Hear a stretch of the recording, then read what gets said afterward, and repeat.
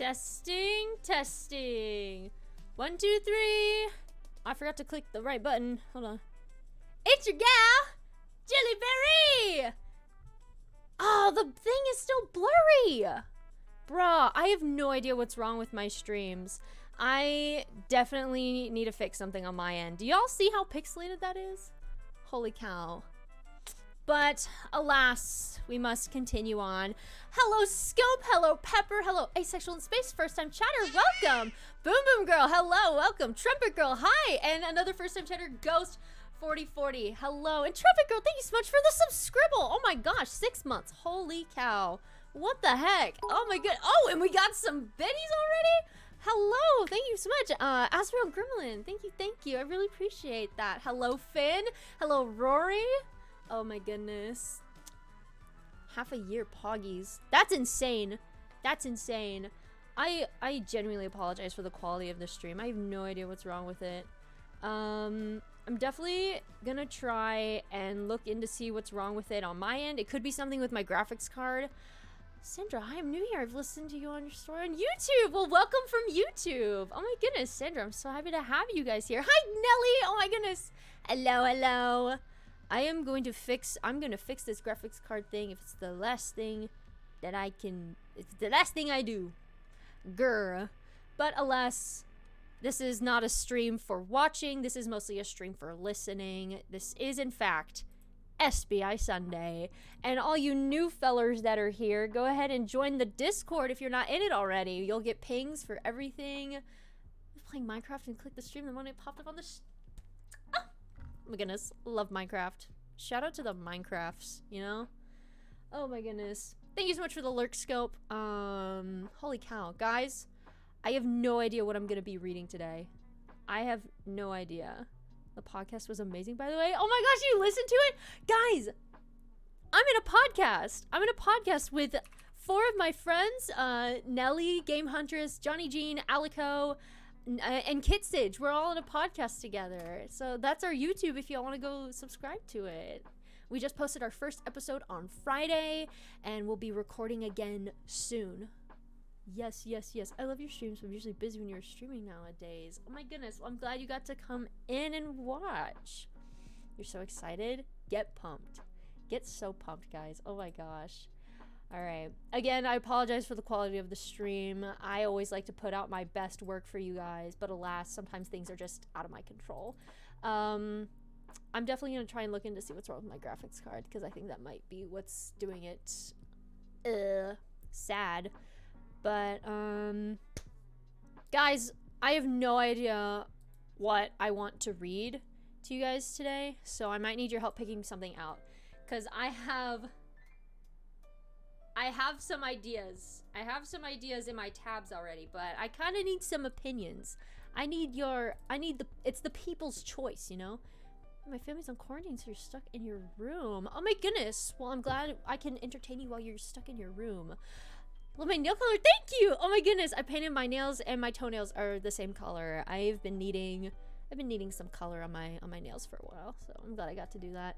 What is SBI Sunday? That is an excellent question, Ghost. So SBI Sunday is a day where I host a little thing on my stream where I just read like 1 or 2 chapters of an SBI fan fiction, which is Sleepy Boys Incorporated, which is Philza, Wilbursoot, Technoblade, and Tommy, and it's them as like found family, and I read fanfics about them. Yeah, and so usually I'll read like a 1-shot or 2, or I will read like I said, like 2 chapters of a different like long fanfic.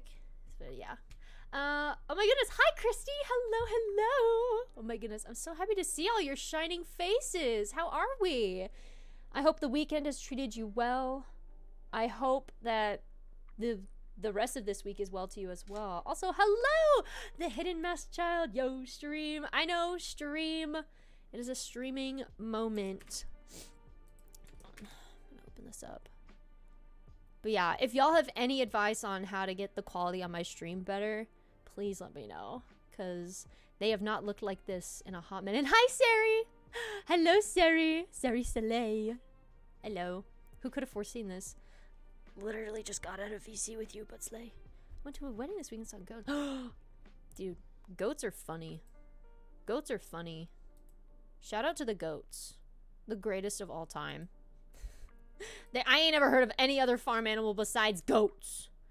I worked through the night and now I'm well rested. Oh, that's so good. That's so good to hear. I love being well rested. Yes. All right. Here we go.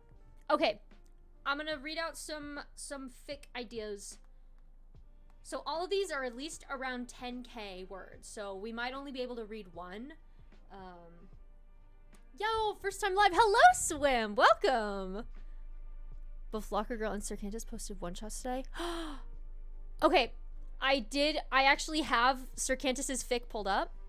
But I did not, maybe I did hear about lockergirls. What's it called? Because I probably have it open in my thing. I love lockergirl's work so much.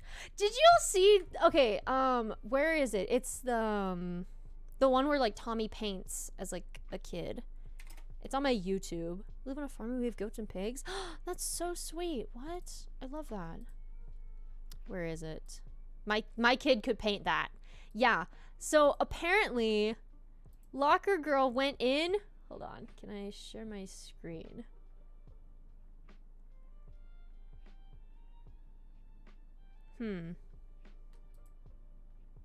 Oh no. What happened? Hey yo. Why we oh knowing? Boom boom boom gal. Where is it? My kid can pick that. Here it is, the fic link. Alright. Gameplay. Get this on here. There we go. Look. She put down like Juliberry did a reading of that you can watch on YouTube. That made me very happy. That made me very happy. I was very, very happy to see that. So that made me happy. Oh, that's me. Oh, that's you. I was literally just reading an SBI fic before this. Well, now you can give your eyeballs a rest and open your ears to my voice.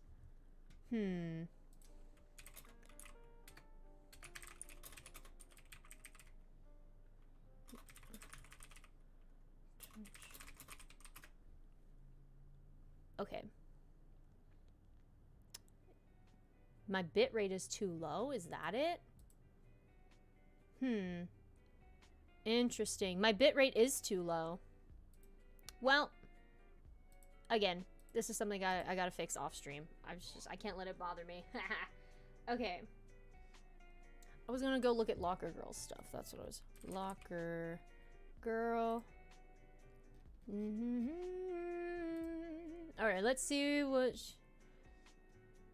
Oh my gosh, she really did just post this. Hold on. Wait, what's it about? Ooh.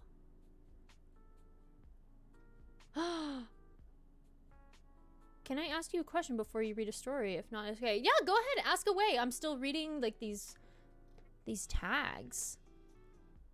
Oh, stop. We're definitely reading this. We're definitely reading this. Go for it. Hi, Blueberry. What's poppin'? Go ahead, ask your question, Sandra. Do do do do do do.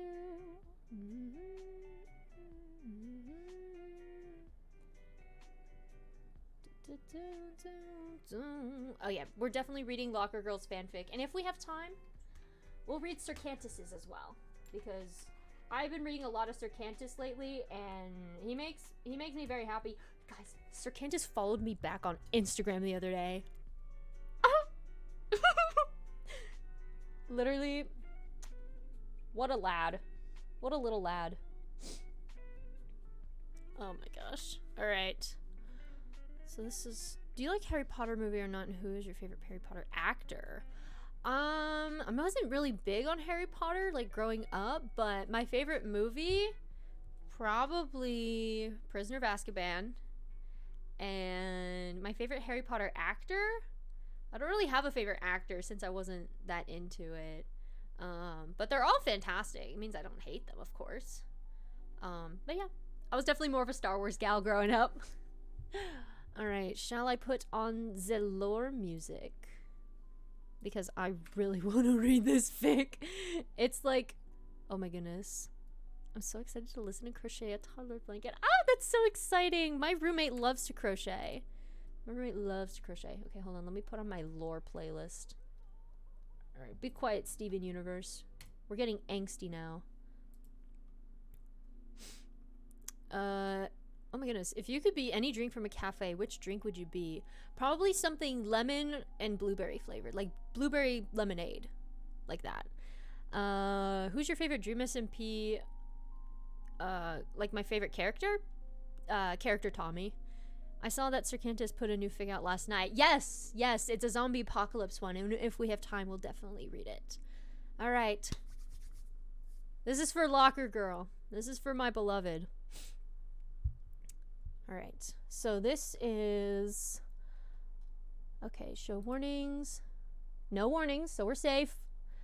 Baby Tommy in it. Criminal Filzo. Criminal Wilbur. Criminal Techno. Prince Tommy. Oh, kidnapping, but kidnapping for the greater good. It's a good thing. Okay, good to know. Good parent Phil Watson. Accidental baby acquisition. Adoption, hurt comfort, fluff. It's from Phil's POV and Phil's centric. Okay, we don't get a lot of Phil's centric. Stephen was silenced. Stephen was silenced. And then child abandonment. So there are your tags.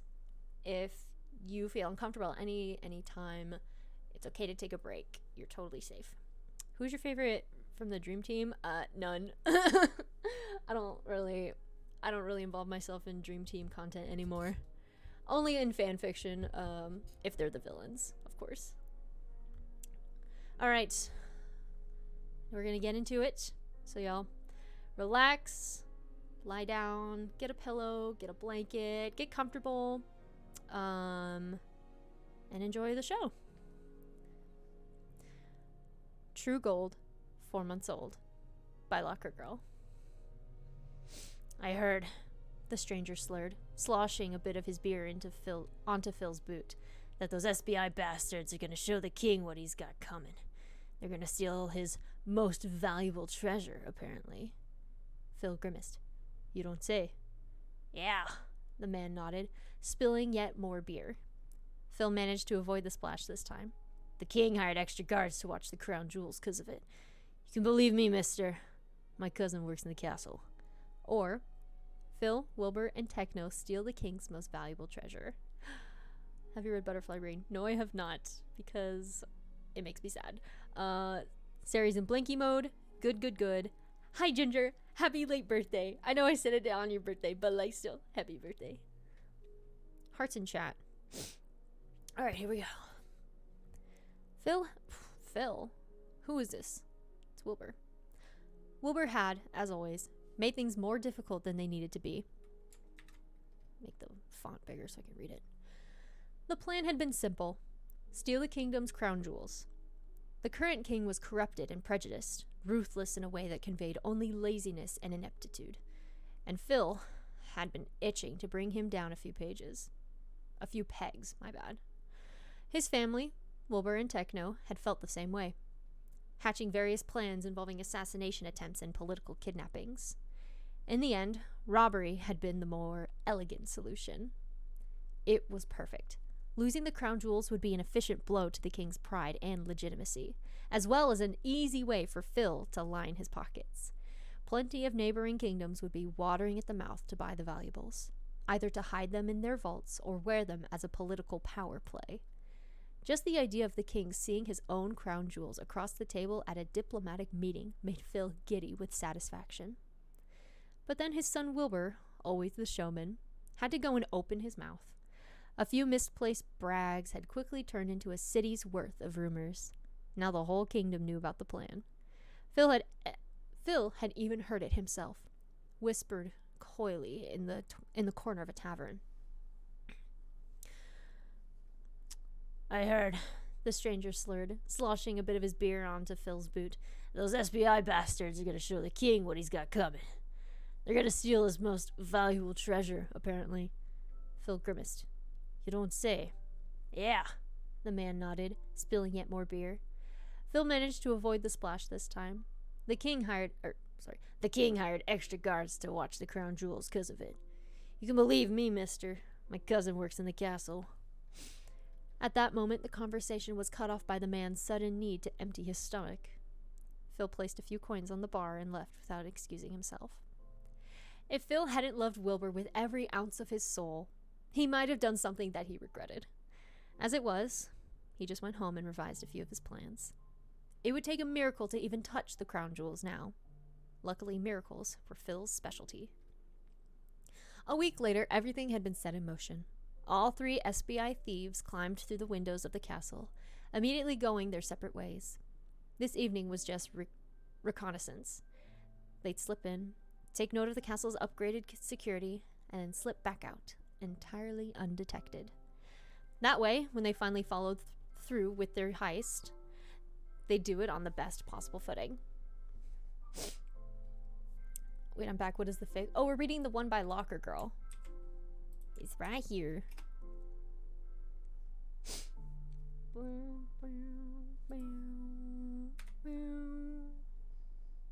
I'm out of my smoothie. I'm so sad. Okay, thank you. Yeah, no problem. Alright. That way, when they finally followed through with their heist, they do it on the best possible footing. As Wilbur and Techno ran deeper into the castle, off to steal guard schedules and security orders, Phil walked the hallways more leisurely. If luck served, maybe he'd be able to chat up a noblewoman or spot a new weakness. Dressed as a diplomat, he would hardly draw any suspicion. All the castle's attention would be focused on the royal vaults. Or at least, that's how it should have been. On a normal evening, the castle would still be bustling with the day's activity. Noblemen and diplomats, knights and servants, royalty and new money would all be rushing past each other, furiously working to secure trade deals and keep the kingdom functioning. The castle was the country's center of command, but it was also its center of finance and law, with only the king's royal quarters truly off limits. But no one was here. No servants sweeping the floors, no merchants petitioning for tariffs, no noblemen hinting at war. In the castle's massive chambers, there was only the sound of Phil's footsteps. It was, to be quite honest, deeply unsettling. There weren't even any guards to ask Phil what he was up to. The entire building was a ghost town, completely devoid of any signs of life. Ink pots were left open. Chessboards seemed abandoned mid-game. Phil even came across a few half-eaten meals, as though someone had been interrupted mid-bite. In the distance, a voice cried out. Phil stopped dead in his tracks. For a few seconds, the thief remained completely still, ears on high alert. Had he imagined the sound? Perhaps in his eagerness to find another living soul, he had mistaken the wind for a human voice. Perhaps... The person cried out again. Then, to Phil's continued surprise, they kept crying. It sounded like a child. Before Phil could even... Oh my goodness. My hands are getting kind of shaky. I'm so nervous. Before Phil could fully consider his own actions, he was racing down the hallway, walking as quickly as he could without running. It took a few minutes to narrow down where the cries were coming from, during which time Phil saw no additional signs of life. He was getting a little worried that no one had calmed the child down yet. If anything, the kids seemed to be growing more distressed with each passing second. But Phil was getting closer, down the center hallway, past a ballroom, around a courtyard, up a staircase. The sound was coming from a room to his right, door propped slightly ajar. Phil pushed it open. He found a nursery. The thief didn't register much more than that as he surged across the room, leaning over the side of the crib and lifting a tiny baby against his chest, close and warm and so alive in this empty castle. The infant stopped crying at once, settling happily into Phil's arms. Apparently, the little guy wanted nothing more than to be held, immediately content now that he was no longer alone. Phil took a sharp breath. Oh. The baby was precious. There was genuinely no other word to use. The little boy in Phil's arms was absolutely priceless. Every breath was a windfall. Every blink was a fortune. Even without his golden hair and sapphire eyes, the baby would have been worth more than everything else in the castle combined, soft and small and oh so valuable. What was he doing unguarded? Phil immediately held the baby closer to his chest, eyes scanning the room. It was shockingly bare considering the opulence of the castle, with only a single changing table to accompany the crib. There wasn't even a chair for someone to rock the baby to sleep with, or a rug to keep the child off the cold stone floors. The thief couldn't help but frown. The fireplace wasn't even lit. It was only September, sure, but castles got drafty, and the baby was far too young for blankets and pillows. What if he got cold? How long would the infant's screams stretch on for before someone came to his aid? The castle's decor had gotten richer and fancier the deeper Phil explored, but this room would have been bare even in a peasant's home. Was this some kind of servant's quarters? But if that was the case, why were there still no personal items, no warmth in the fireplace, no parents? Before Phil could let the horror of his surroundings sink in, the baby made a little gurgling noise. Then he started to whine. "Oh," Phil said, gently rocking the little boy. "You hungry?" The baby, who certainly had no idea what Phil was saying, just balled his hands up into tiny fists, giving Phil a grumpy look. "What took you so long?" his eyes seemed to ask, but there was no real venom in his glare. The child wasn't capable of looking anything worse than slightly disgruntled. The thief couldn't help but smile. It was the most adorable frown he had ever received. "I'll get you something to eat," he whispered, running his fingers through the baby's wispy blonde hair. "Anything you want, little treasure." And then, like ice under a palm, the baby melted against Phil's chest, anger forgotten. Just the simple feeling of a hand in his hair was apparently enough to satisfy the boy, frowns immediately replaced with happy hums. Phil fought the urge to kiss the crown of the infant's head. At that moment, Wilbur and Techno both came skidding into the room. "Full guards to the right," Wilbur panted, hands on his knees as Techno slammed the door behind them. "Shit, how many knights did the king fucking hire?" Techno turned to glare at his partner in crime. "What tyrant wouldn't have had hired anybody if you didn't—" "Shh," Phil whispered, cutting them both. It took the pair a moment to notice the baby, but once they did, their eyes grew wide. "Don't scare him." The baby did not look scared. If anything, Techno and Wilbur were the ones who seemed startled. "Phil," Techno said, taking a tentative step forward. "What is that?" Phil hummed cheerfully, letting the darling boy grab one of his fingers. "It's a baby." "I can see that," Techno said, eyeing the kid like he was a live bomb. "Where did you get it from?" "The crib," Phil answered simply, nodding to the furniture behind him. He couldn't quite take his eyes off the tiny wonder in his arms. I heard him crying. "Oh, fuck," Wilbur gasped, stumbling forward to steady himself against the changing table.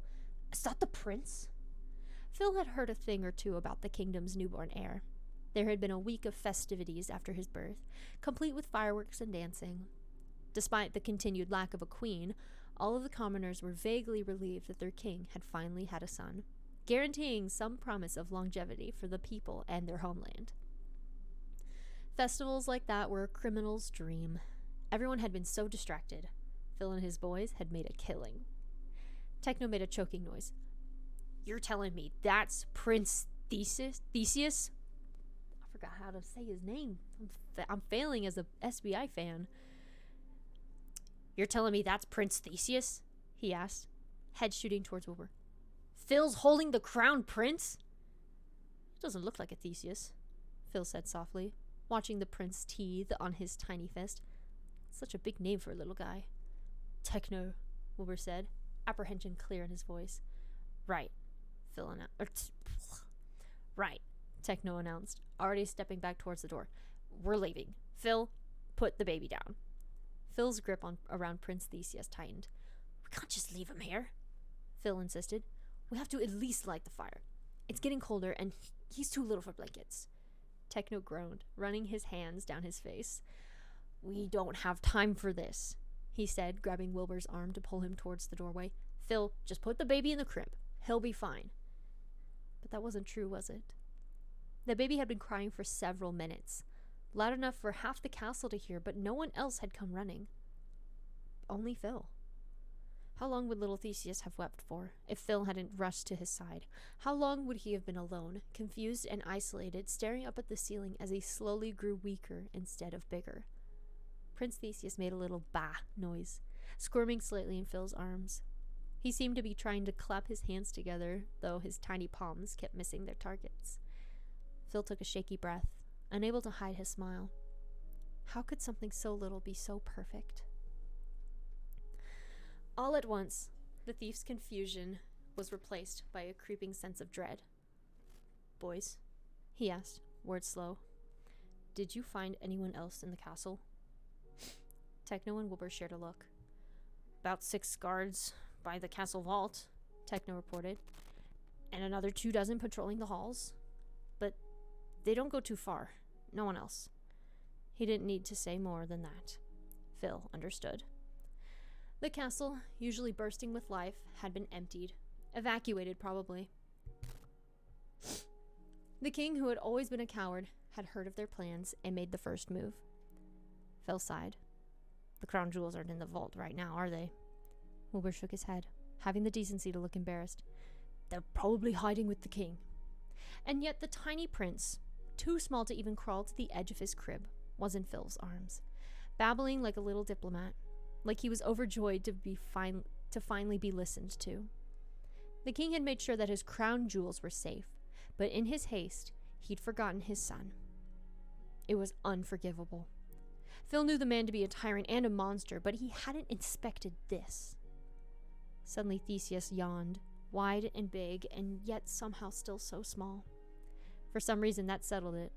"Change of plans," Phil announced, looking up at his family. "We're taking this baby." "Absolutely not," Techno answered, firm but not surprised. "You know how I feel about members of the monarchy." "This isn't the monarchy," Phil protested, holding the little prince up. "This is a baby." Techno shook his head, raising his hands in frustration.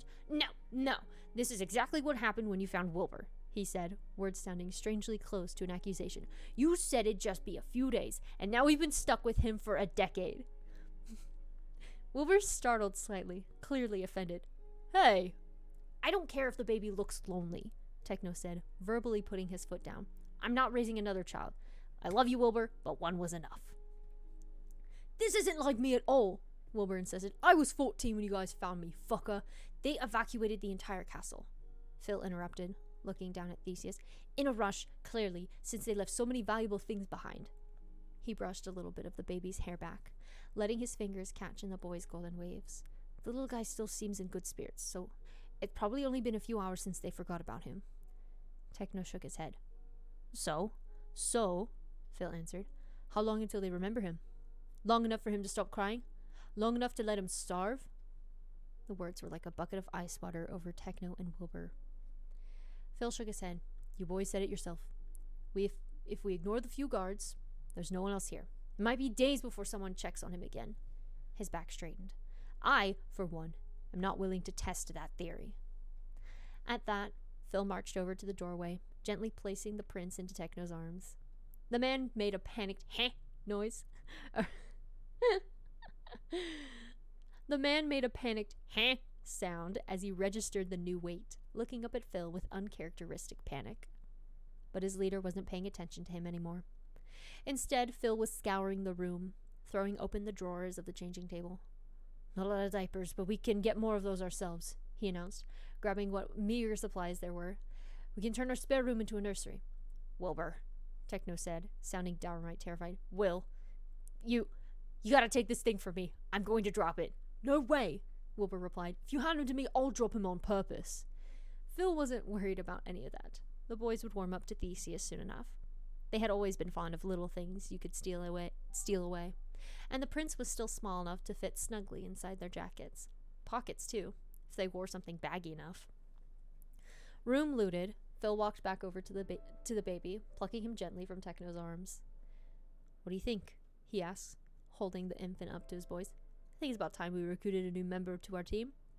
Besides, we wanted to steal from the king, didn't we? What treasure could be more valuable than this little guy?" A strange resignation fell over Techno and Wilbur, but Phil's attention had already moved along. Smiling wide, he pushed his way into the hallway, ready to leave this terrible place. The thief bounced the baby in his arms, earning a laugh from young Theseus, but Theseus was such an unwielding name for someone so small. They needed something simpler, something younger. Phil pressed a kiss to the prince's forehead, stealing the boy's title away from him. It'd be the last thing he'd take before giving him the world. "Hello, Tommy," he whispered, smiling through every word. "Welcome to the family." That was so cute. Oh my god. got me kicking and screaming in the best way possible. Oh my gosh. Locker, you've done it again. You've done it again. Blueberry, stop eating styrofoam.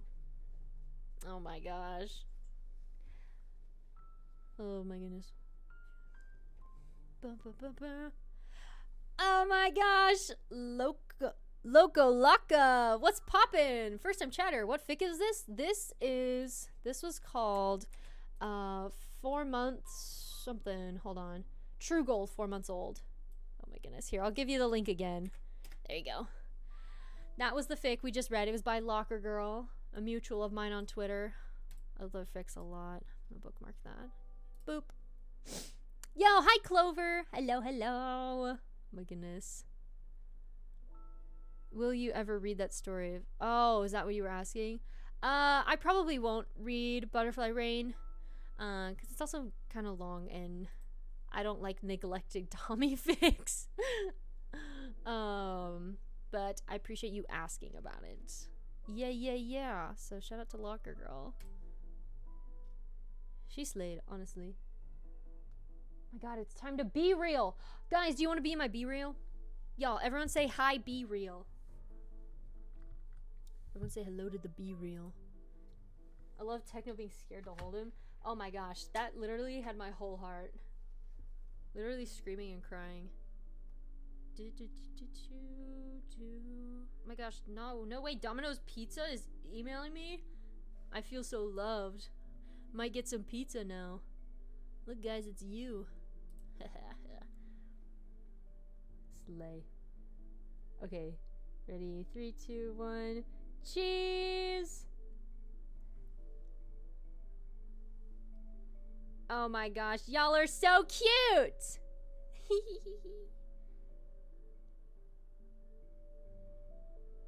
Chat says hi.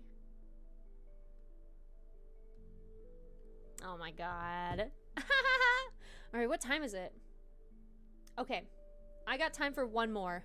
Shall we read that one shot that Sircantus posted today? Because I'm down. Hold on. Let me see. Sircantus 803. Okay. Yippee!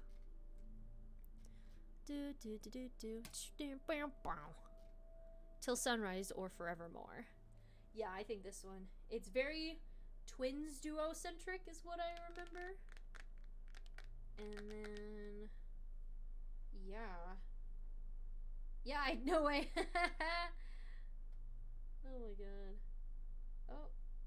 I just got the email about Locker Girl posting.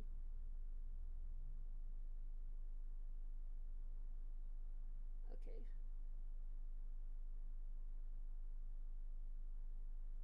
Bruh. Work.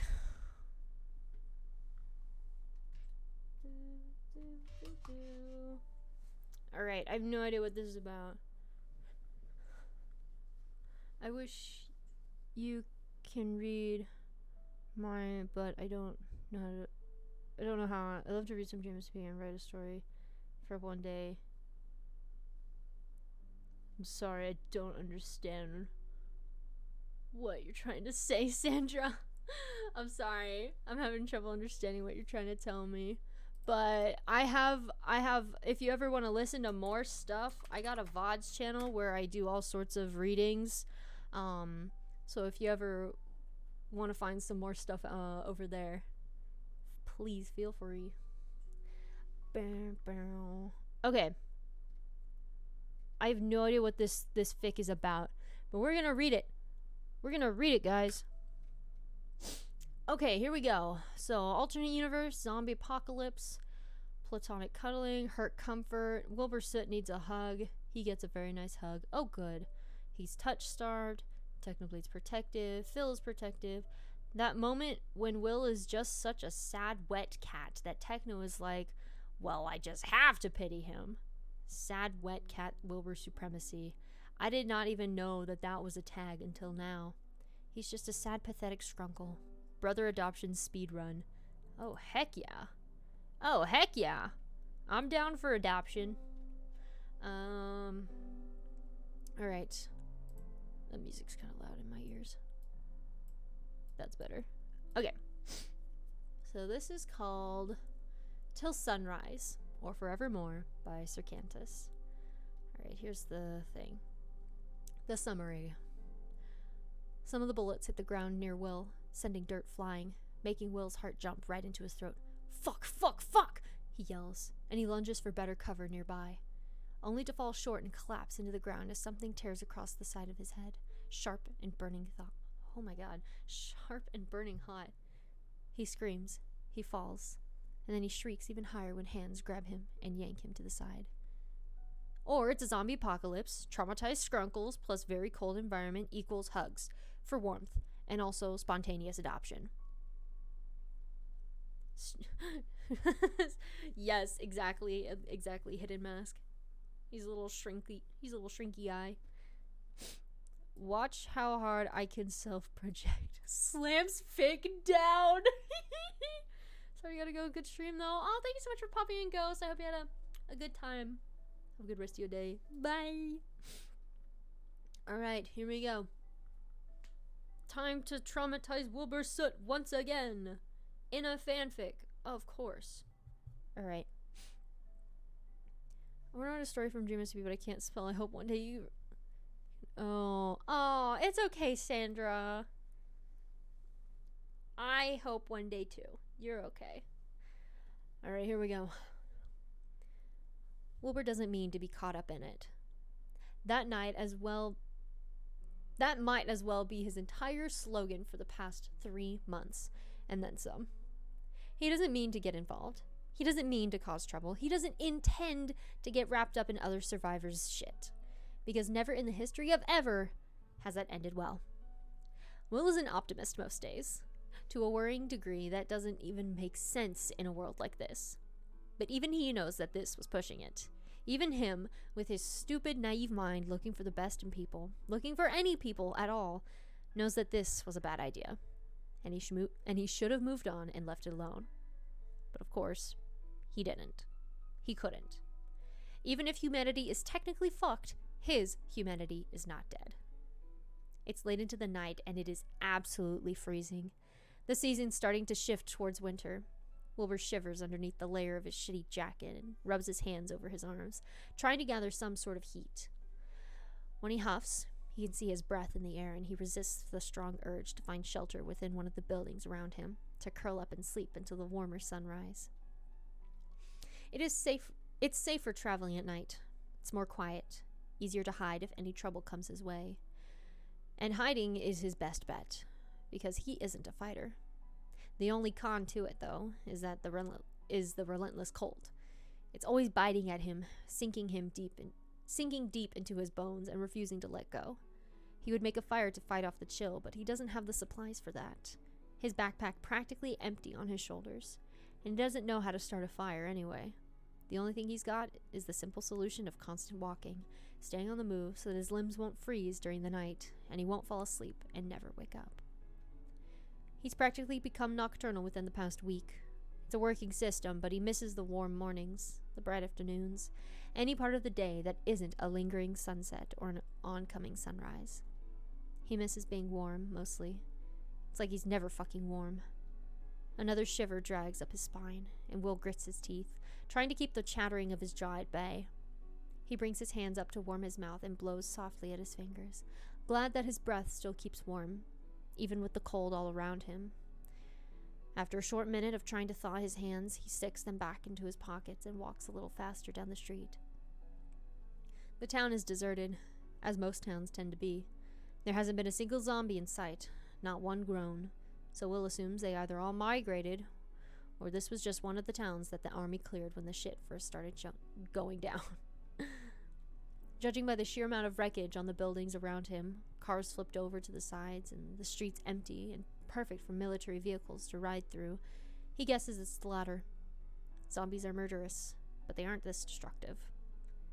Wilbur's footsteps are the only sound he hears for a long while, and he zeroes in on the shuffle of his own shoes, so much so that he almost doesn't catch the faint sound of voices down on a distant block. He pauses in his steps, right at the middle of a crossroad. He turns to where he thinks the voices are coming from, and he squints with an effort to see if they might be close. Oh, close enough to see him. Sorry, I randomly paused there. All he can catch is the vague sight of a nearby light, and the voices are rising up in volume and pitch, as if caught in a panic. Must be some sort of scuffle. Maybe a group fighting amongst themselves. Maybe not. It isn't Will's business. And he has It isn't Will's business.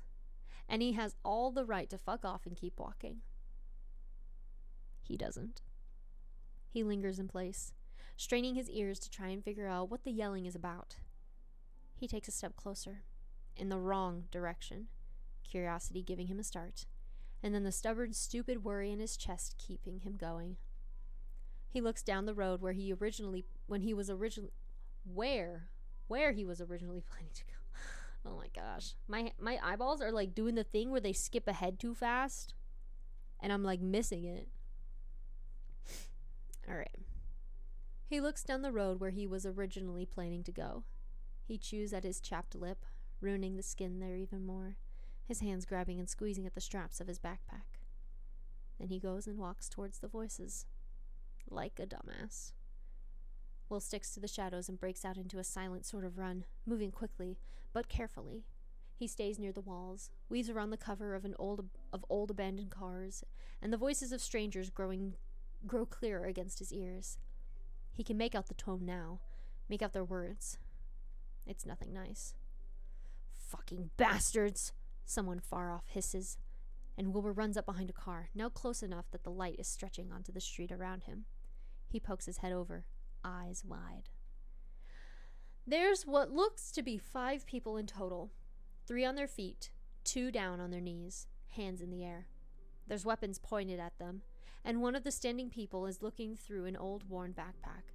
So Will quickly pulls together all the pieces and realizes, a mugging. Classic. Cool it, old man, one of the robbers say, throwing out what looks to be a little journal, tugged from its spot in one of the backpack's pockets. It lands roughly on the ground, joining a pile of scattered items, personal belongings that aren't much of worth. It's not personal. Feels kind of personal. Victim number 1 speaks up, and Will blinks at the light-hearted tone in his words. He's got a deep voice, one that Wilbur would think intimidating, but the guy talks far too casually for it to really land. I mean, we had a deal and everything. We agreed beforehand. We even shared food around the fire. I gave you my jerky. Well, times are getting tough for people like you. The robber cuts him off and shakes his head. Then he closes up the backpack, seemingly having gotten rid of everything he deemed unnecessary. Your deals aren't as worth it as they were a month before. Well, you could have just said, victim number 2 says, and he's just as casual as the first guy, if not even more so. He almost sounds like he's trying to joke around. We would have searched for better stuff. No need. The robber throws the backpack to one of his buddies, then moves over to victim number 2. Wilbur tries to take in the guy's appearance, but his back is facing him, so it's hard to really make anything out. Not to mention it's still dark, even with the flashlights that the robbers are carrying. The first guy is easier to make out, since he's more tilted to the left, letting Wilbur have a good look at him. He's a stoic-looking sort of survivor, his face blank despite the casual words he was saying earlier. His hair is braided back, long and neat over a hood of his jacket, and strangely enough, it's colored pink. It's a dark, dirty pink, but still pink.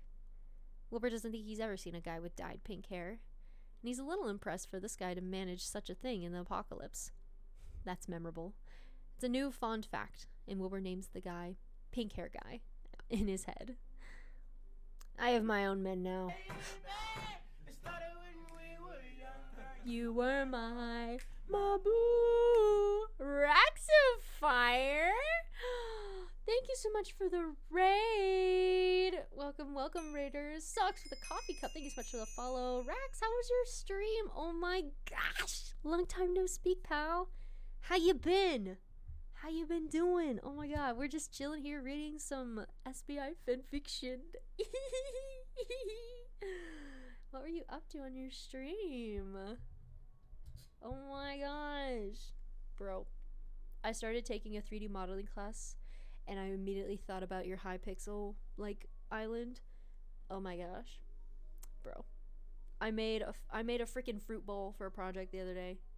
I'll have to send it in the Discord. Because yeah! Super fun. We did lore. You did lore! Oh my gosh, stop. That's so fun. The yokai SMP. That's so fun. Oh my goodness. I hope it went well. That's so exciting. I love that for you, Rex. That's lovely. That's lovely, lovely. But thank you so much for bringing your community over here. I really appreciate it. I hope they enjoy sitting and listening to me be an audiobook as much as others do. But yes, thank you again for the raid. So we're reading a Sircantus fanfiction. Hold on, I'll put the link in the chat for the new peoples that are coming in. Yeah. So it's SBI. I think it's just Twins Duo and Phil. Whoa, excuse me. And it's Zombie Apocalypse, and Wilbur is by himself, and he just stumbled upon Emerald Duo being mugged. But obviously they're gonna kick ass, so it's all gonna be okay. Hopefully. I don't know. Wilbur was described as a wet cat in the description, in the tags, so we'll see what happens to him. Alright. Where'd I leave off? Oh, it's a new font fact. And Wilbur names the guy Pink Hair Guy in his head. Enjoy the story and get over the 3D class. That's so exciting. Thank you so much, Rex. I really appreciate it. Mwah. Love you. /P. Okay. I have my own men now, the robber goes on, stopping in front of the other person who's getting robbed. Pink Hair Guy lifts his chin high, now alert. There's no need for your services anymore, as useful as they were. Great. Good business. Great. Good business. Bye then. The other guy shrugs his shoulders up, making a move to stand. The other two robbers hold their guns in warning, and the pink-haired guy stares him with a burning glare.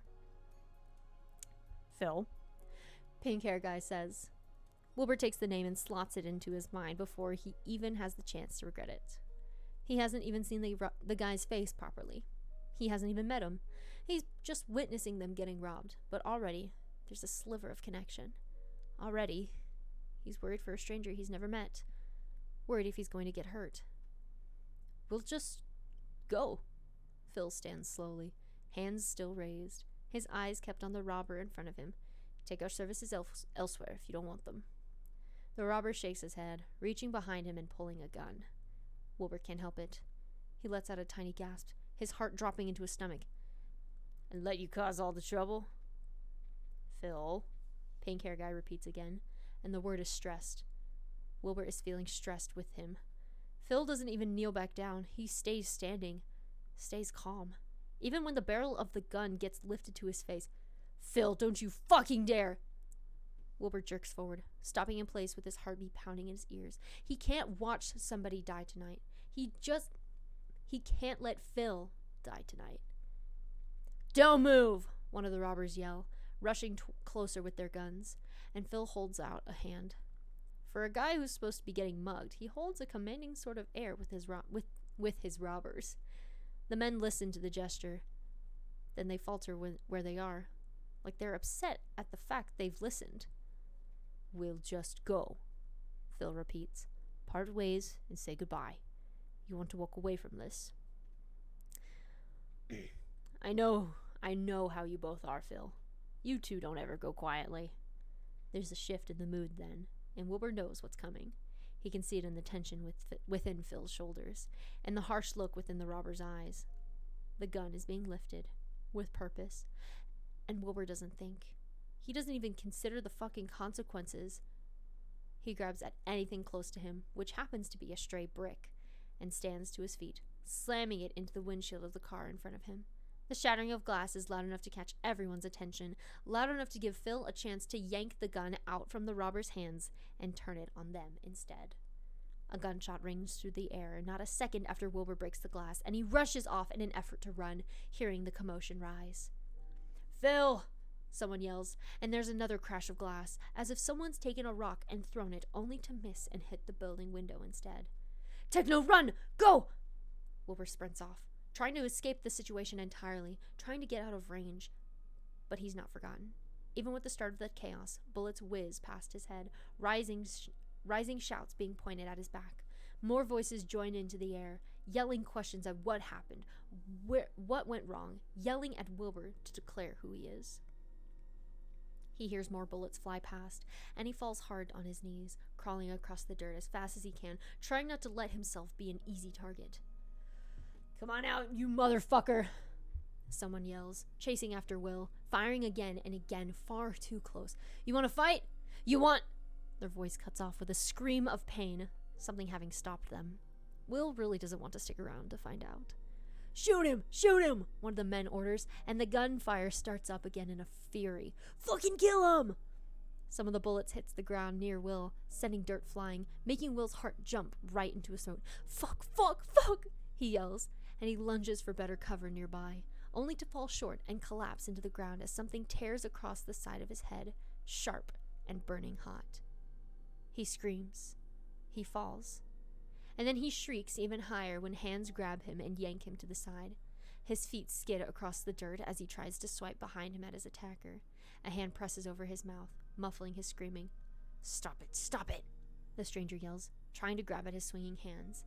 And then Wilbur is pulled backwards, further behind cover, legs dragging over the ground.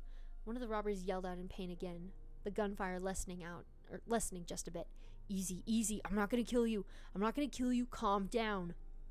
Wilbur doesn't believe that at all, but he's not really in a position to give questions nor hesitate, because bullets are still flying. There's murderers going down across the street, and he's getting manhandled over towards one of the buildings nearby. "Move," the stranger pushes at Will when they get to the doorway, and when Wilbur struggles, he's shoved. "If you want to not die, then move." Solid persuasion. Wilbur moves, then stumbles, then rolls across the floor in a tumble of limbs. His head throbs, and when he pushes himself on his knees, blood is dripping over the side of his face. He shakes, and both adrenaline and from the cold, ever more present now, for some horrible fucking reason. His fingers feel numb. He thinks they're stinging from the chill. "Bye, Pepper. Have a good rest of your day." "Fuck. Don't bleed out. Don't die," the stranger guy says. And he helps lift Wilbur to his feet, supporting him and leading them further into the building, searching for a room where the doorway is still intact. They end up in some sort of office, with dust and dirt everywhere, and Wilbur gets placed down on the floor, back against the wall. He pants with shaky hands hovering over the injured side of his head, too focused on the pain to really process his savior in front of him. "Fuck," he croaks out, and his company gives a light laugh. Like that reaction to the entire near-death experience they're having is funny. "Okay." A pause of hesitation. Wilbur squeezes his eyes shut with a wince, trying to let the pain pass. "Okay, just stay here. I'll be right back." Wilbur lifts his head to look, but by then the stranger is already out the door, and Wilbur is left alone, with nothing but his own measly self and this wound at the side of his head. More gunshots ring out from outside, too loud even with the walls around him. And he flinches away, lowering himself to the ground to feel safer. Someone yells outside, loud and angry and frustrated. More blood leaks over Will's cheek, soaking into his hair, a drop landing onto the uncomfortable carpet underneath him. He holds his palm against the wound and groans with the sting of pain that comes with the pressure. Fuck, for God's sake, why did he do that? Why did he call attention? Why did he step in? It was such a shitty idea. He should have just let the robbers do what they want. It's the apocalypse. People die every day anyway. But he wasn't going to let someone die again. The gunfire suddenly quiets down a bit, now no longer a constant, but spreading out in scattered bursts. There's a gunfight going on somewhere, and Wilbur stays low, not wanting to be a part of it, even if he technically started it. His rescuer from earlier comes back into the room with a frantic, hurried movement. A new gun in his hands, blood smeared over his knuckles. Wilbur stares wide-eyed at the sight, realizing this guy is the same one with the pink hair. Before then trying to scoot away when the door gets slammed shut, a desk gets pushed up against it to really ensure nothing's getting in. And then he steps back with the barrel of his gun pointed towards it, as if waiting for someone to start banging away on the other side. Sure enough, there's the noise of a person in the hall. Fist hit furiously against the door, the wood rattling into place. Wilbur jerks away, his breath stuttering in his lungs. "You fucker, open the attacker yells, and then the gun fires, bullets ripping right through the door. A body hits the ground on the other side. Wilbur presses his back to the wall, mouth hanging open. He's not sure if he should scream or not. It's gotten too quiet to scream now. He thinks he missed his chance. "All right," Techno huffs, lowering the gun, but still keeping an ear out for any more that might have decided to follow them in. When a minute passes with just silence, he lets himself turn away. "All right," he mutters again, like a reassurance to himself. Excuse me. Wilbur's eyes stick to him as he moves across the room, checking through the blinds on the window, peeking out into the street. Gunfire rings out again, and Techno clicks his tongue, like he's truly disappointed with how this whole night has gone. "We should be fine in here," he tells Will, moving his hand away from the blinds and checking the ammo within the gun he's stolen. "My friend Phil, he's got the rest of them. We can just wait it out." Wilbur lets loose a shaky breath that sounds more like a scoff of disbelief. "But there had to be at least 5 guys out there. That's what I saw."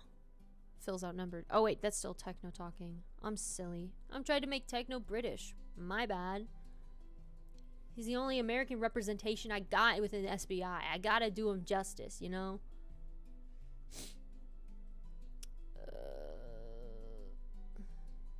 No. That is Wilbur. Oh my god. I misread. I was doing it right. Tee. Wilbur lets loose a shaky breath that sounds more like a scoff of disbelief. "But there had to be at least 5 other guys out there. That I saw." Phil's outnumbered, he's implying, with far too much concern slipping into his voice. Techno snorts. He looks up from his gun. He's got it. He's a very hard man to kill.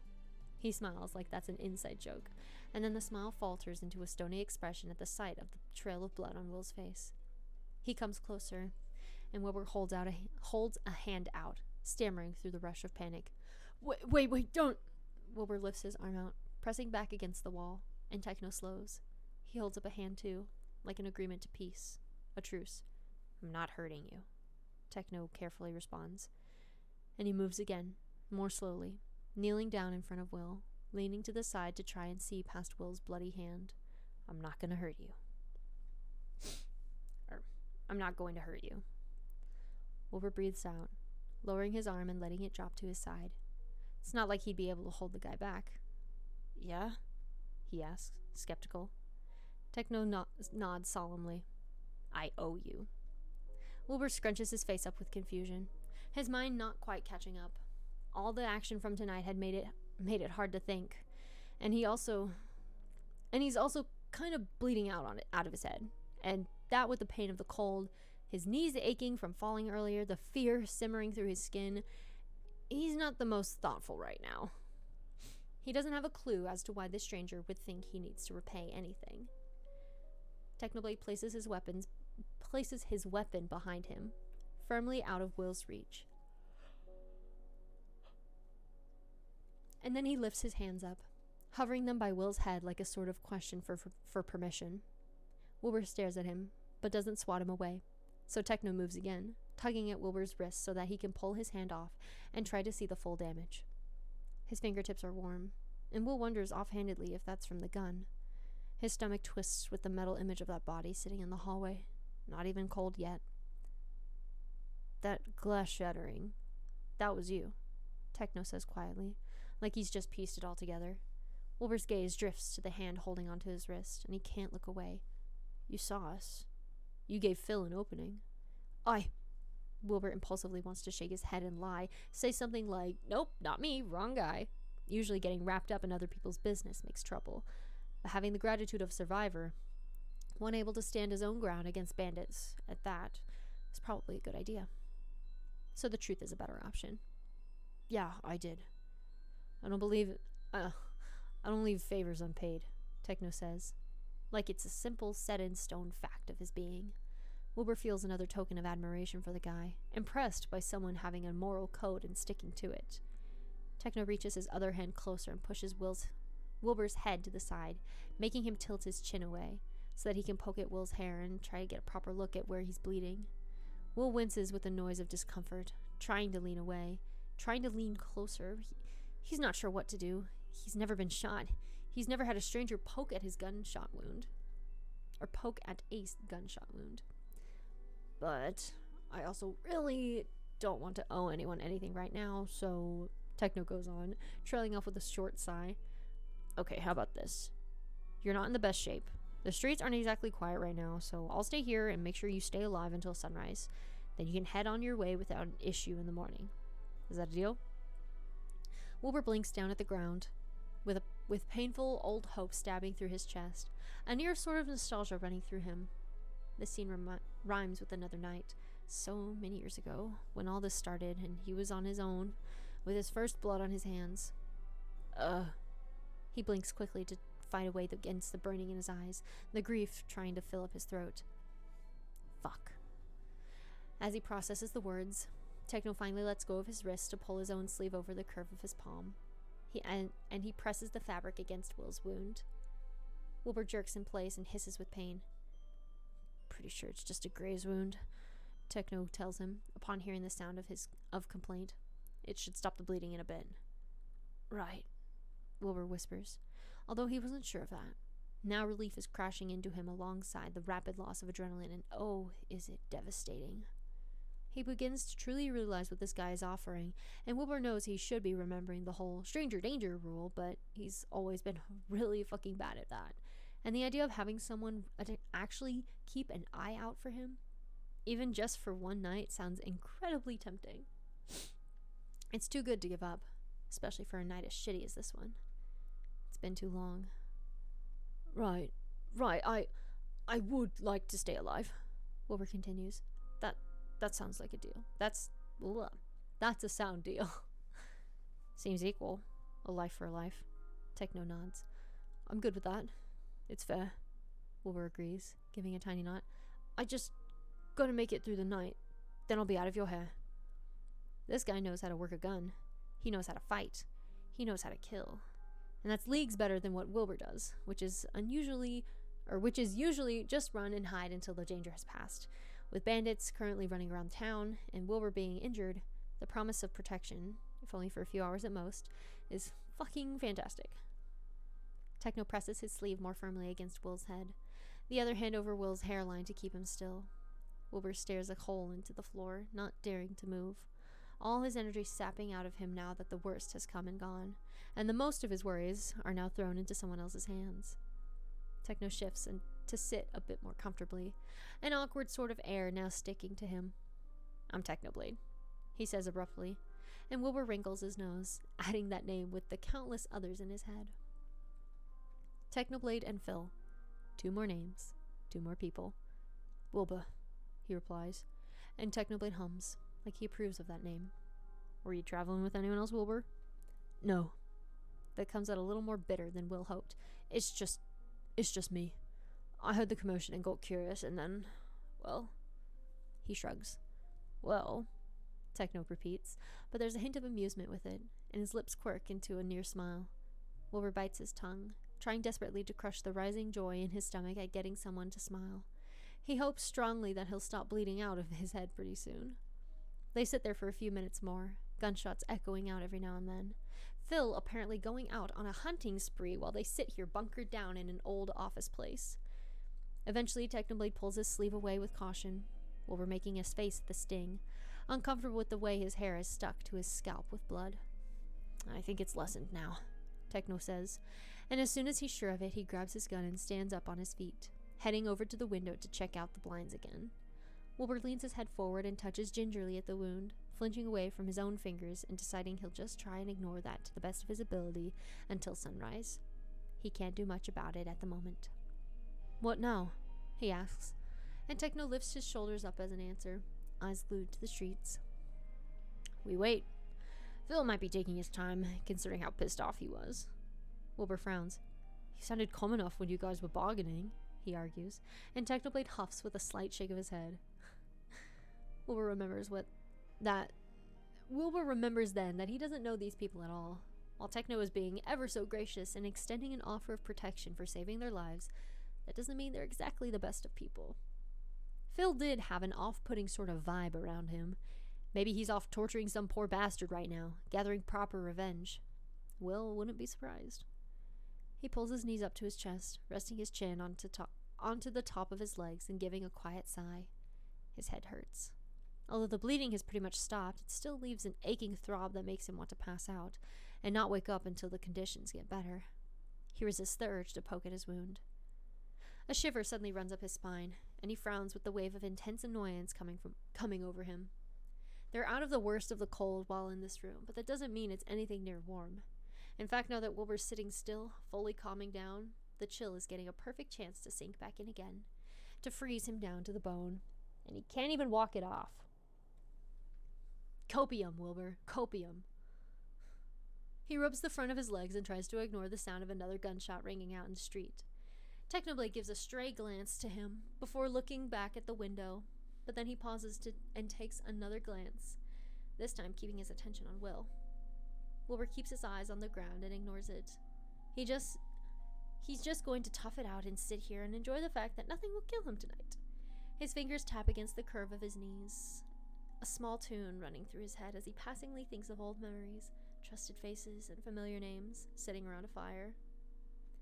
This is nothing like that, and he knows that, but it feels like it's been years since he met someone decent, so he can't help but compare. He can't help but feel the eyes on him and feel that comfort of having someone just look at him. He grieves the other names that are kept safe in his mind. He thinks of the two new ones he's gained. Technoblade, Phil. Technoblade, Phil. Technoblade, Phil. There's a shift of movement in the corner of his eye, and Wilbur lifts his head, only to be met with a surprise at the sight of Technoblade holding out his jacket to him. Shut up! That's so sweet. Shut up. I hate them. I love them. His heart squeezes, and he wants to hit his head into a wall. Bullet wound be damned. You're making me cold just looking at you. Techno shakes the coat towards him, and Wilbur hunches down even further, not at all helping his image. And I know that jacket isn't doing shit. Wilbur glances down at his outfit, ragged and dirty, as is to be expected with the apocalypse. But Techno's got a solid point. Will's had this jacket for over a month, and it never does its job. Too thin to keep his warmth on him. At this point, all it's good for is sentimentality. Still, though, even with that, Will's hesitant to take the jacket. It's a step too far, an action too close, and his stomach twists with disappointment as he shakes his head at Techno. It's fine. Technoblade raises his eyebrows, not convinced. Wilbur waves a hand up, shooing Techno off to return to his own devices. I'm used to the cold, Will defends. The coat gets thrown down and lands on the floor, right at his feet. Wilbur blinks at it with his hands hovering awkwardly midair. Either you use it or it just sits there. Techno lays out the options, and then goes back to the window to watch the street again, his gun held close in his grip. Wilbur presses his lips tightly together, digging his fingers into the fabric of his pants.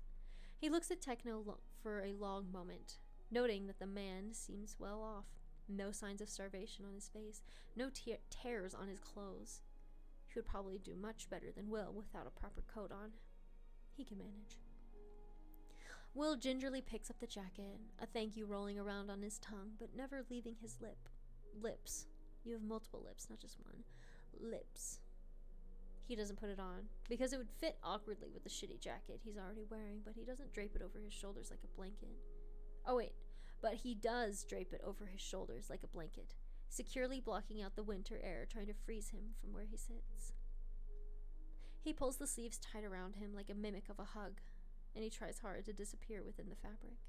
He buries his nose into the middle of his knees, hoping to avoid chattering, The skin there constantly aches with the weight on them. Though still tender from the fall before, so he lifts his chin back up and then frowns deep when a cold tremor drags through him, making his teeth click together. With a bit of added caution, he slowly rests his head back on his aching knees, neck tilted at an angle that'll hurt in the morning. He's sure it wouldn't be so bad to try and get a bit of rest here. The deal was to keep him alive, so he shouldn't be bothered. He would try laying down, but he'd rather not risk having his injury get dirty. His eyes fall closed with a slow sigh, and then they open to glance at Techno, with the sight of him diligently keeping watch. They close again. Then they open, to look at the window, and to look at Techno. Another chill comes over him, and his body shakes badly with it. He tries to relax his shoulders, tries to trick himself into thinking that he's perfectly warm with this gifted jacket, but the freezing temperature is stubborn, and Wilbur has never really been one to be able to ward it off just on his own. He chews on his lips at the discomfort of his skin prickling against the cold, his joints going stiff. His eyes fall shut again. He forces himself to drift away, to pass the time, to ignore the cold. Techno sighs under his breath. He taps his fingers against the blinds for a moment before then sneaking a glance to Will again. The street has gone quiet. No gunshots to be heard, but faintly, Techno can make out shouted, desperate words, so he knows it's not over. With Phil's temper and this sort of stunt being pulled, they'll be here for at least half an hour more, and honestly, he doesn't think Wilbur can even make that. He's so frail looking. It's a wonder how he was on his own. Techno has no doubt he must have lost his group or something along those lines, because he clearly isn't suited to survive alone. That backpack of his looks too light, his clothes seem too worn down, and he's obviously starved. Forget about only tonight. This guy won't make it through the winter if Techno lets him go. In that thought, Technoblade suddenly finds amusement. This entire thinking process sounds like Phil, that old man with his bleeding heart, too generous towards the weak, frighteningly vicious towards the cruel. Far down the street, someone is screaming for mercy that won't come. Techno looks at Wilbur again for a long moment. He is repaying this favor right here. He's exchanging saving a life for saving a life. But even he knows that by his standards, this is unbalanced. A night of being a lookout in return for preventing a bullet into Phil's head? Sure, it's a beneficial trade for him, but it isn't for Will. Not when he's clearly needing plenty more, and Techno's plenty able of giving it. He gives a quick look out into the open road again, and when it's kept empty and mostly silent, he steps away from the window. He goes to the side of the room across from the door, sitting down against the wall, his gun laid across his lap. He tries to keep his focus on the door, on the chance of any intruders getting in, but his attention slowly but surely gets drawn to Will again, regardless of his efforts. His fingers twitch at the replay of earlier events in his head. If Will wasn't there, if he decided to stay quiet and stay put, then it would have been so much worse. Phil's dead body would be out on the road, a bullet straight through his... Techno closes his eyes, and again has that slight frustration over the unfairness of this whole repayment. It's not fucking fair. He needs to give more to settle his heart. He opens his eyes with a steady inhale and places his gun down next to his leg. Will, he calls, and Wilbur's eyes snap open, his head jerking up. His face immediately scrunches up with something miserable, maybe from the pain on the side of his head, maybe from the cold, maybe from just getting interrupted from nearly falling asleep. Move over here. Techno points next to him, and Wilbur squints with nothing but confusion. It's better if you're out of the way if I need to shoot towards the door. An understanding crosses over Will's expression then. He drags himself up on his feet, one hand pushing against the wall for support, the other holding Techno's jacket around him. He moves over to Techno's side of the wall, but instead of sitting beside him like how Techno was hoping for, he places himself down in a corner, keeping a wide gap between them. He huddles back into his position before, then lowers his head onto his knees and burrows into Techno's jacket, shoulders shaking. My God, he really is a wet cat. Get this man a towel. Dry him off. Get him a ball of yarn, too. Technoblade seriously considers making a fire right there and then, regardless of the less than ideal placement of the possible dangers to it. There could still be enemies out there. They might catch attention, and then the smoke collecting in this room, that wouldn't be great. Fine. No fire. There's a simpler way to prevent a person from turning into an ice cube anyway. Wilbur, he calls again, and Wilbur's eyes flutter open again, his expression more tired than annoyed this time around. He lifts his head to Techno with a questioning look. Come over here. The questioning look shifts into wariness. That's reasonable. What? I need to check your head again. Techno gives as an excuse. He really would like to look over the wound a second time. Might give him a better plan as to how to deal with it when they get the chance to have their supplies back. Wilbur's heart in his chest gives a funny sort of squeeze, something that he can't tell if it is grief or a strong sort of apprehension. Wet cat confirmed. Wet cat confirmed. Can we get some wet cat confirmed in the chat? On one hand, he's kind of worried about the bullet wound on the side of his head, and he wouldn't protest having it looked at a bit closer. On the other hand, the idea of hands poking through his hair again, someone fretting over his injury, it makes him want to faceplant onto the floor and sob a little. Maybe. Me too. Affection? I'll melt right on the spot, bro. I literally catch me dead, deceased. He should maybe be a little more careful around a random stranger, and maybe press those worrying feelings down a little harder. So he leans back against the wall, presses further into his jacket over his shoulders. It stopped bleeding, he mutters, and Techno's expression doesn't change one bit. Great, no need to worry about bleeding out then. We can check that possible death off the list. He taps at the ground beside him to call Will over again, and Wilbur shrinks away from it. He shivers again, gritting his teeth to keep them still. Will. Do you have medical supplies on you? Will whispers, his teeth refusing to stop chattering. I don't have anything with me. Techno raises his eyebrows with something unimpressed, and Wilbur remembers that he literally watched them get robbed. Right, then there's nothing that can be done. Will shrugs, biting out his words. No need to look further at it. Technically presses his lips into a thin line, tilting his head to the side. If I'm supposed to keep you alive until morning, I'm not... Will tries to cut him off, but Techno steamrolls right over him. Then I need to make sure your head injury isn't life-threatening. He leans away from the wall, sitting up like he means to stand soon. Stand soon. I can read, guys. I can read. You've seen me do it, guys. I promise. I promise. I pinky promise. Pinky promise. Wilbur is caught between the urge to just go over and let him see the wound, and then the urge to try and make a run for the door so he can stop having feelings underneath his rib cage. He's too tired to do either one. His legs feel locked up. You checked already, he argues quietly. That was rushed, Technoblade responds with a casual, almost joking tone slipping into his words. You know, either you come over here or I go over there. We're not really going anywhere else. He waves at the room around them. The window is always an option, Wilbur offers. Techno snorts, and Wilbur hates how he's thrilled at that reaction. Then Techno stands up, and all other thoughts are pushed out by panic. He hesitates too long in the corner to make any sort of action, and Techno kneels down in front of him again, practically trapping him in. Wilbur tries to uncurl from where he is, to sit up properly, but he can't move, and his shoulders are trembling again, too tightly wound up from the cold. He presses his face back into his knees and sucks in a breath with the burning feeling on his skin. I'm not trying to hurt you, Technoblade reminds, and Wilbur doesn't care. The cold is eating him alive.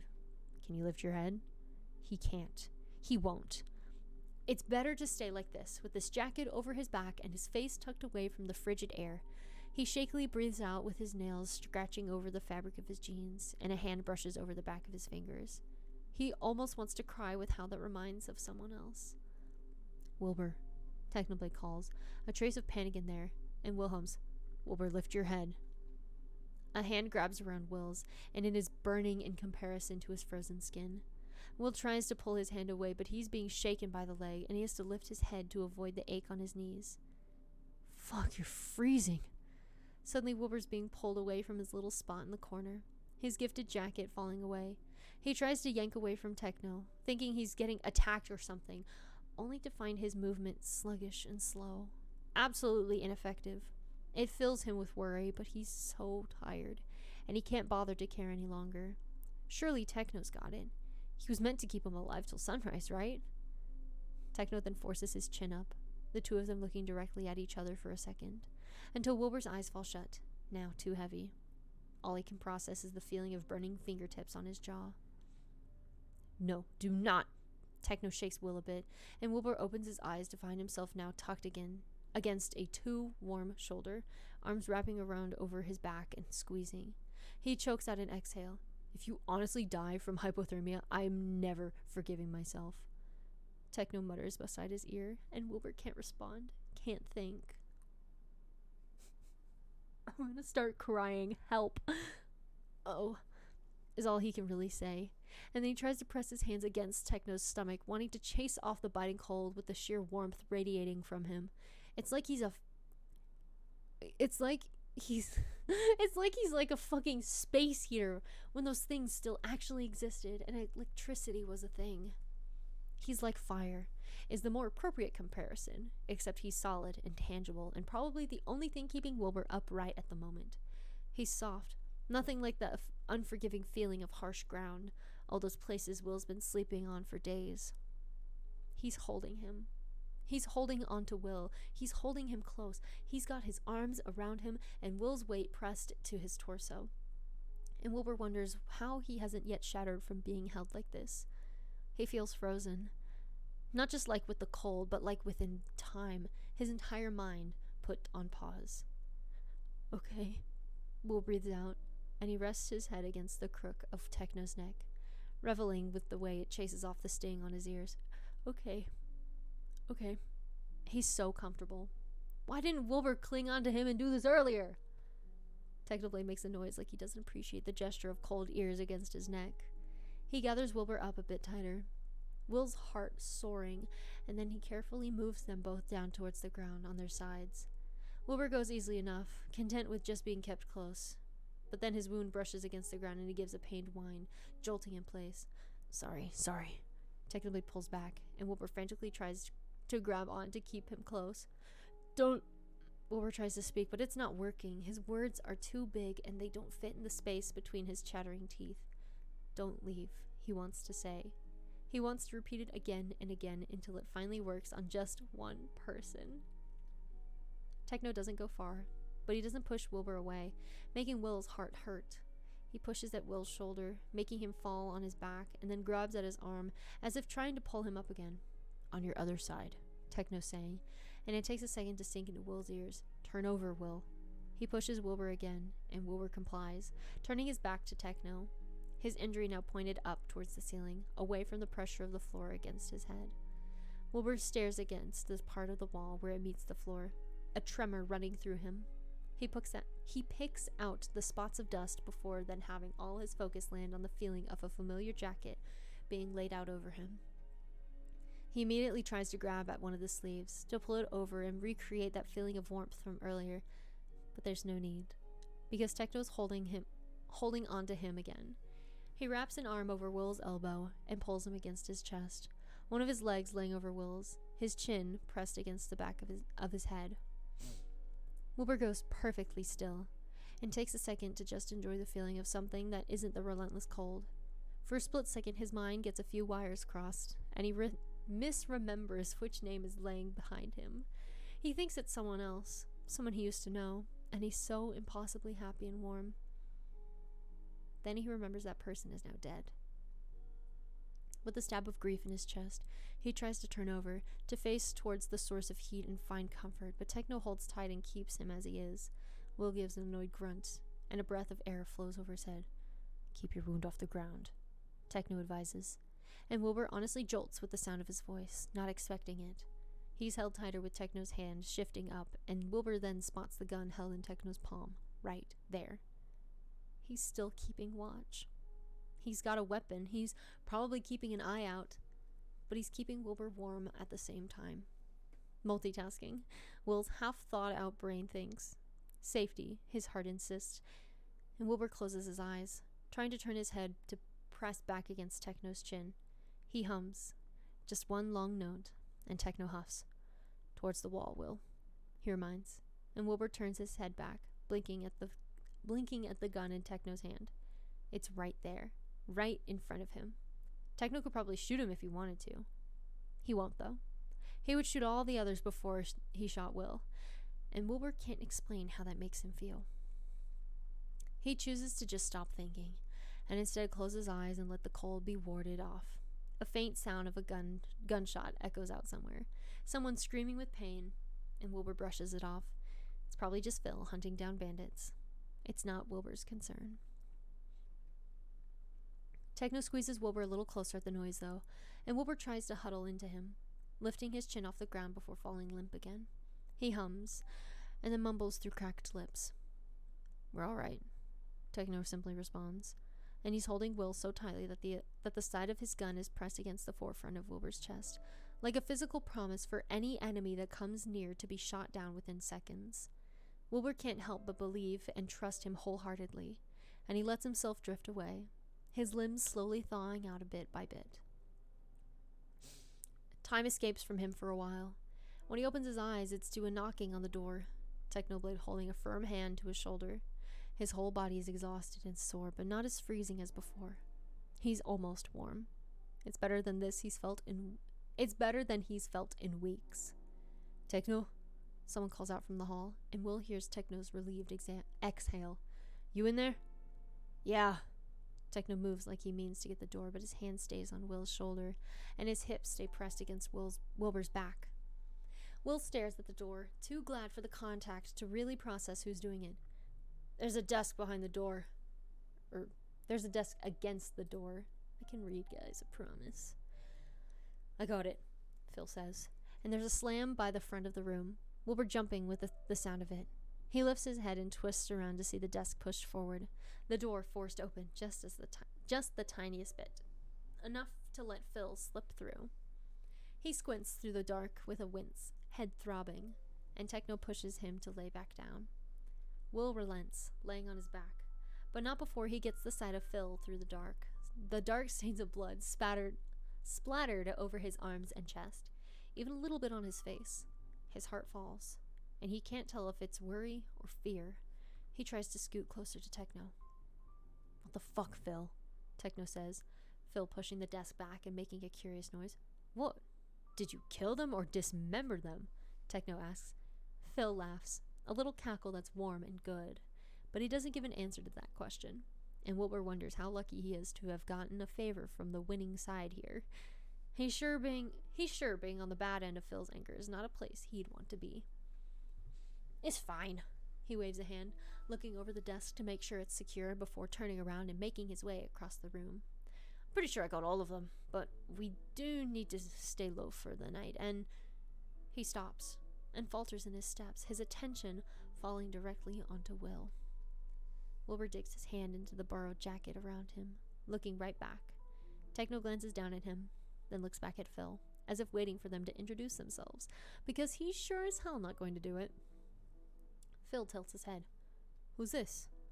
"Hi, Phil," Wilbur croaks out, and Phil's eyebrows go up, something like a smile pulling on his lips. "Glad you're not dead." "Hi, mate," he responds, looking thoughtful from it. "Do I know you?" "No." "Huh." Phil looks at him for a second more, then turns to his friend. "Techno?" "Did you get our stuff?" Techno asks, not even giving a single attempt for an explanation. Do you have the med kit?" Phil immediately jumps into action, shrugging off the backpack on his shoulders, moving to kneel beside Techno. "You hurt?" he asks, looking through the bag and pulling out a few things. "I'm fine. Wilbur got shot." "Wilbur," Phil repeats, glad to have a name to a face. Then he processes the rest of the conversation. "You're fucking shot?" he asks Will, and Wilbur feels vaguely in trouble. He almost wants to say, "It's not my fault." "Gray's wound," Techno reassures, grabbing from the pile that Phil's laying out, taking a small rag to his hand and getting a half-full bottle of water. "He'll live." "Barely," Wilbur mutters, and Techno snorts. Wilbur makes a shaky grin, resting his head back and closing his eyes. He shivers and tugs at the jacket over him. "Where did he hit you?" Phil scoots his bag to the side, crawling closer to Wilbur's side. Will tries to sit up, and Techno takes him by the arm, holding him steady like he's going to collapse. "My head." Wilbur responds, and he flinches away when Techno tries to hold a damp rag to his face to scrub off the dried blood there. I've got it. Technoblade pulls it out of reach, and Wilbur just swings his hand at his arm, smacking him in the sleeve. I think your friend needs that more than I do. He chose to go decapitate a man, and he can deal with the bloodstains on his own. I didn't fucking decapitate a man, Phil quickly says, at the way Wilbur's eyes go wide. That's excessive. Not impossible, Techno points out. Phil gives him an annoyed look. You're not letting me make a good impression here. Techno leans back on his knees and squints pointedly at the bloodstains on his clothes. Sure, I'm the problem. Will, you're not helping. Phil throws up his hands. Wilbur. It's Wilbur, right? Are you okay? Phil turns back to Will, reaching a hand out and grabbing onto the fabric of his sleeve, tugging for just a split second as if to call his attention. Wilbur looks at the gesture a tad longer than needed. Yeah, I guess. I have a head injury. And possible hypothermia, Techno adds, pulling the bag over and looking for a flashlight. He pulls it out and turns it on, settling it on the floor and letting them all see a bit more clearly.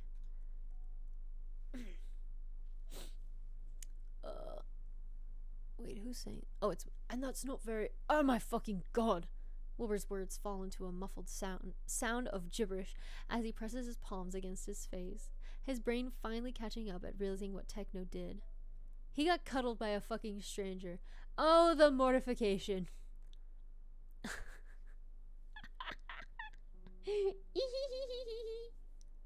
That's where the platonic cuddling comes in, guys.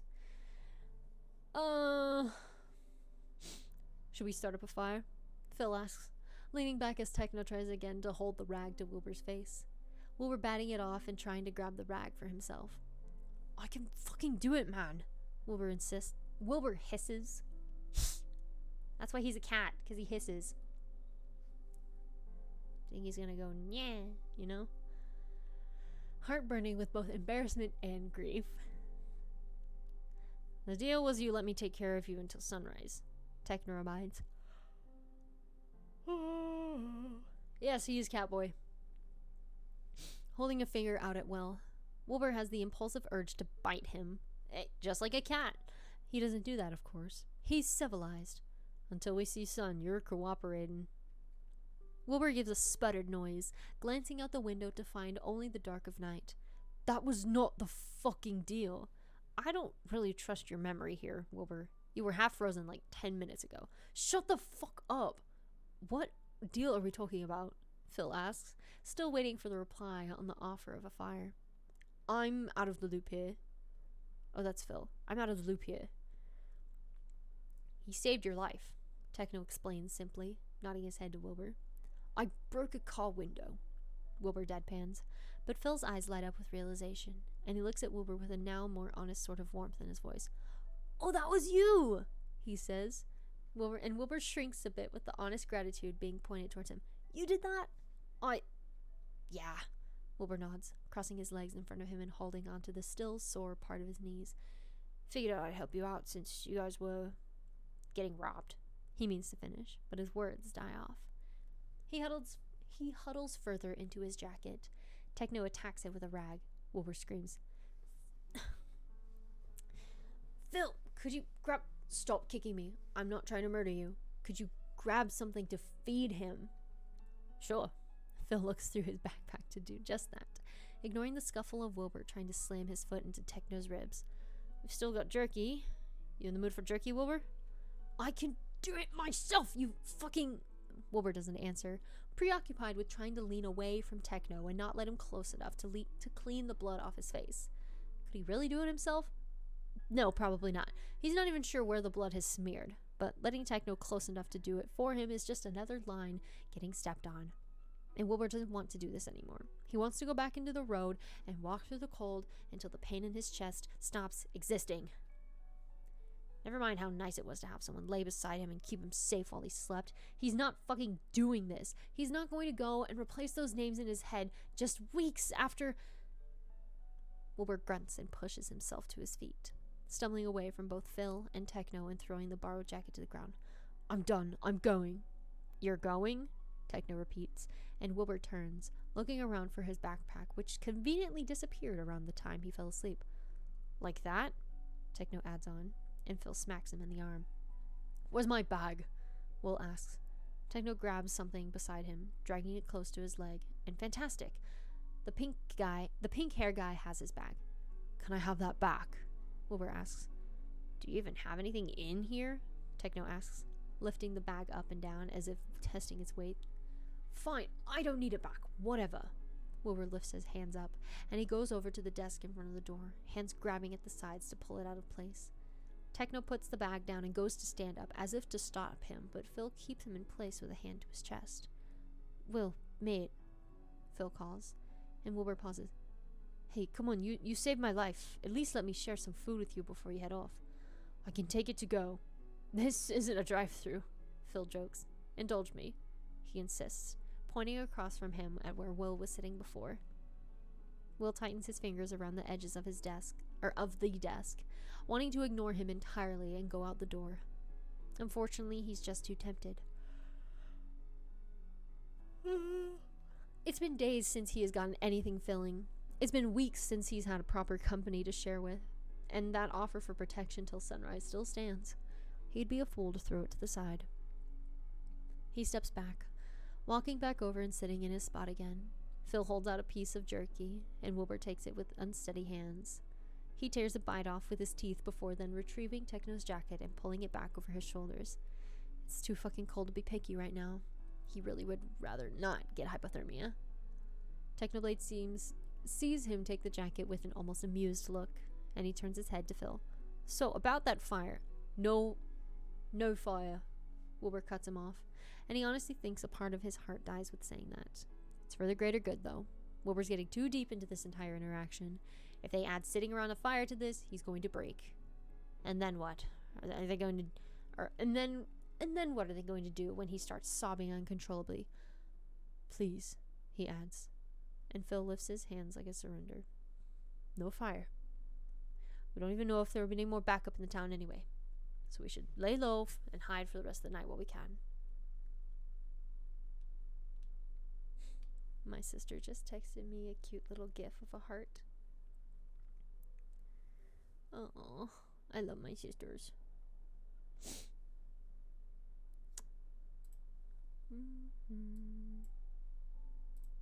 There we go. Sorry, I had to click something. No fire. He repeats. We don't know if there was any more backup in the town anyway, so we should lay low and hide for the rest of the night while we can. Technoblade nods with agreement, but doesn't look thrilled about it. He folds the rag in his hands, and then looks at Phil, who pauses right before he's about to take a bite of jerky. He makes a slight frown, and Technoblade makes a beckoning wave. Phil sighing. Thought you said I would deal with the bloodstains on my own. I'm helping you with your face, but you are on your own for all of that. Techno cleans off Phil's chin, giving a half-hearted gesture toward Phil's clothes. Honestly, Phil, how did you even... Now we have to find other clothes for you. Phil shrugs like it's not a problem, and Techno throws the rag into his face. Wilbur can't choke back the laugh in his throat. They finish their meal in somewhat silence from then on, Wilbur being offered more pieces until he refuses, and even then, Phil insists a little more, saying he looks like he could use it. Wilbur stays firm, honest with the reply that he will probably get sick during his sleep if he pushes it. At some point, it's become time to wait for the morning, so they turn the flashlight off and let the room go back into the dark. Wilbur lays on his good side, careful of his head and wound, and he faces his back toward Phil and Techno. Techno's gifted jacket still wrapped around his torso. He manages to drift into a sleep again. It doesn't entirely last. He wakes up to the cold, to a horrible bitter cold, the chills seeping back in and making everything hurt. His head hurts the most of all, a constant ache, and when he cracks his eyes open, he finds the flashlight back on, and fingers gingerly poking through his hair. There's murmuring over his ears, and it takes too long to process that they're not voices he knows well. He tries to roll over, and a hand lands on his arm, keeping him still. The wound on his head stings, and he gives a noise of pain. I know, I'm sorry, mate. Phil's voice speaks low, and Wilbur squeezes his eyes shut with a sudden urge to cry. Nearly done, I promise. It's not as bad as I thought. Hands push back his hair and something presses against his injury, and he whines again, almost wanting to call for a name that's now useless spoken aloud. A harsh grief settles over his chest then, and he goes over the names that he knows will work. Technoblade, Phil. Technoblade, Phil. Techno, Wilbur chokes out, and the hand on his arm squeezes tight. Are you done? Techno asks, but it's not pointed towards Will. Yeah, I think it'll be fine for the night. It should heal fine. The hands leave Will's hair, and Wilbur gives a miserable sound, wanting for them to come back. He tries to turn over, and he's pulled up by the arms, his eyelids going open and shut, open and shut. Come here, come on, you're all right. Wilbur gets moved over, laid back down on his side, but now with arms holding him close, trying to stave off the cold sticking to him. He melts against the warmth, endlessly grateful. Gods, why do you get so cold? He needs more layers than just your coat. Oh, that's Techno. Gods, why do you get so cold? He needs more layers than just your coat. He's far too thin. Yeah, I noticed. A palm presses against the back of Will's head, and he rests his forehead against someone's collarbone. Winter might have killed him if he kept going on like this. He'll be fine now. Or at least fine till sunrise. Well, I never specified which sunrise. Phil laughs. That's how you're fucking twisting it? We're trying to sleep. Be quiet, Phil. Another amused huff. Come lay down. I'm going. Let me get the flashlight. There's a quiet click, and the light over Will's eyelids falls into nothing. He cracks his eyes open, and hears a shuffle of movement behind him, a body settling behind him. His heart fills with relief. So many nights he slept like this, the group huddling together, feet kicking into shins, complaints made into the morning. It takes a second to remember it won't ever be like that anymore. He breathes out with a tightness in his throat, the strong urge to cry with the familiarity of this, and a hand rubs soothingly over his back. He wants to both swat it off and lean into it, and he chooses to do neither, just laying still where he is. He drifts off with the comfort of being kept close and being kept safe. When he wakes up, the sunlight is pouring through the window, and Wilbur is held warm in between two names that he wants to keep close. He closes his eyes and lets himself sleep in to prolong the sunrise. Only later, when he does get on his feet and try to give Techno his jacket back, will he realize he has many other warm sunrises to wake up to. He doesn't protest too hard about it.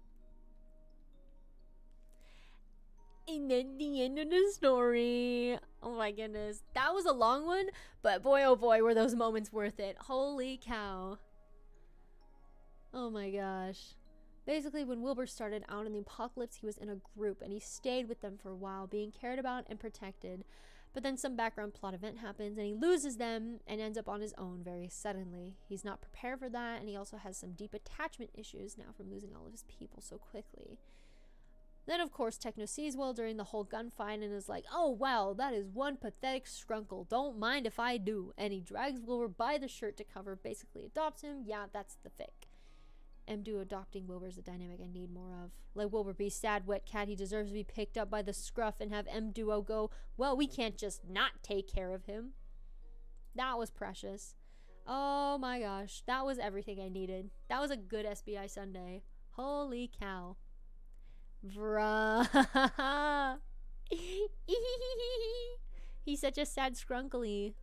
Oh my gosh. My poor little scrunkle. It's okay. He's okay now. He's okay now. Holy cow. Holy cow. Did y'all like that one? I like that one a lot. That one was great. Oh my gosh. Where's my streaming playlist? Where are you? And I'm so sorry. That was good. Yay! Ah! Oh my god, Azrael, thank you so much for the biddies. That scared me. Thank you, thank you. Holy cow. I'm gonna go eat dinner. Bye, bye, Boom Girl. Thank you for showing up. I think we're gonna end stream now. I'm gonna send y'all over to Leah. It is her 1 year anniversary of streaming. Hold on, I want to get my thing back up. Here it is. All right, gang. I'm so glad that y'all had fun with that. Ugh. Roll up my sleeves. I'm gonna go fix my bit rate.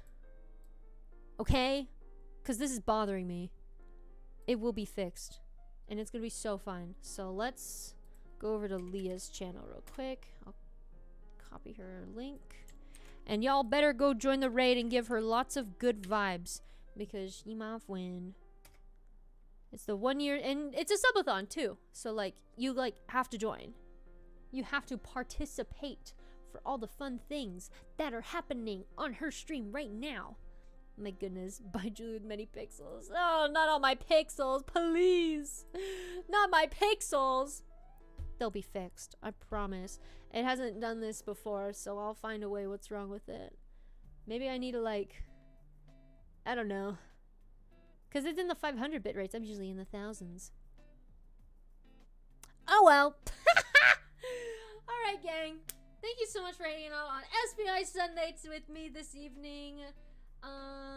Yeah. So, yeah, without further ado, chat. Remember, you are worthy. You are valid. And I love you all very, very much. And I will see you all in the next stream. So, be sure to join the Discord. Oh my god. You scared me. My heart just jumped. But join the Discord. We do things in there. And y'all go say hi to Leah for me, okay? I love them. I love her very, very dearly. Alright. Y'all have a good one.